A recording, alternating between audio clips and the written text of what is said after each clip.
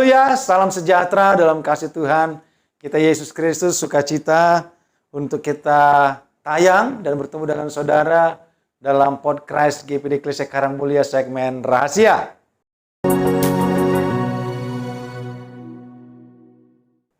Renungan Harian Eklesia. Puji Tuhan saudara, mari kita perhatikan satu bagian firman Tuhan yang sederhana.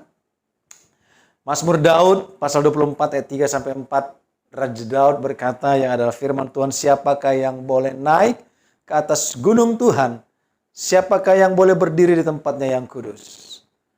Orang yang bersih tangannya dan murni hatinya, yang tidak menyerahkan dirinya kepada penipuan dan yang tidak bersumpah palsu. Saudaraku, kalau kita gambarkan ini, siapakah yang boleh naik ke atas gunung Tuhan? Siapakah yang boleh berdiri di tempatnya yang kudus? Seakan-akan gambaran ini adalah siapa yang bisa bergaul dengan Tuhan. Siapa yang bisa bertemu Tuhan di tempat kediamannya. Siapa yang bisa berhubungan erat dengan Tuhan. Orang berpikir, saya ingin melayani, saya ingin melakukan sesuatu, saya ingin bersahabat dengan Tuhan. Orang memiliki keinginan besar untuk itu. Tetapi saudaraku, disampaikan lagi bahwa orang yang bersih tangannya dan murni hatinya, yang tidak menyerahkan dirinya kepada penipuan dan yang tidak bersumpah palsu. Tuhan tidak berkenan dengan segala bentuk alasan, saudara.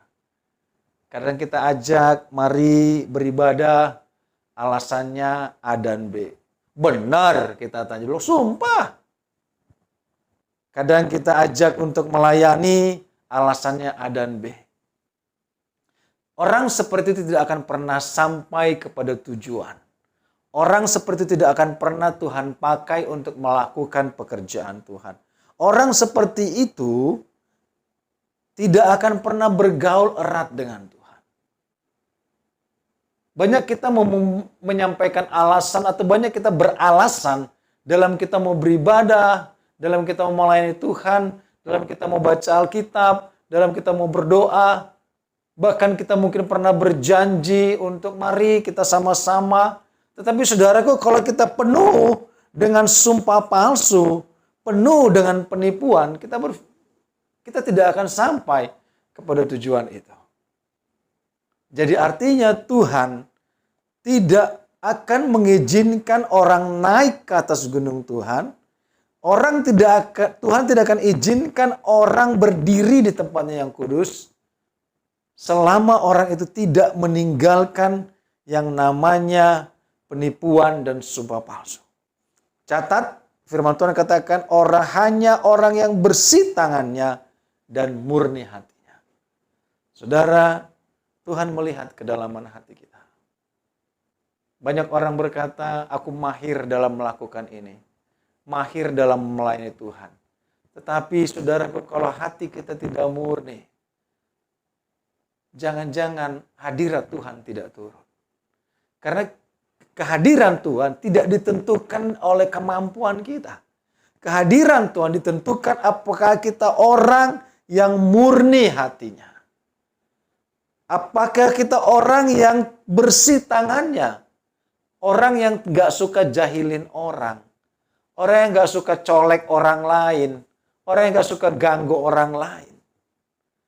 Tapi tangan kita bersih, tidak pernah menjahati orang, dan hati kita murni.